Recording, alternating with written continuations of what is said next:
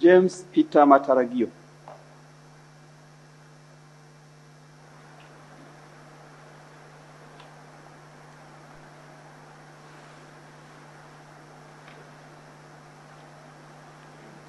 Mimi James Peter Mataragio naapa kwamba nitakuwa mwaminifu kwa Jamhuri ya Muungano wa Tanzania na kuitumikia kwa moyo wangu wote, na kwamba nitaihifadhi, nitailinda na kuitetea Katiba ya Jamhuri ya Muungano wa Tanzania kwa mujibu wa sheria iliyowekwa. Ewe Mwenyezi Mungu nisaidie. Mimi James Peter Mataragio naapa kwamba nitaitumikia kwa uaminifu Jamhuri ya Muungano wa Tanzania na rais wake katika kazi ya katibu mkuu. Ewe Mwenyezi Mungu nisaidie.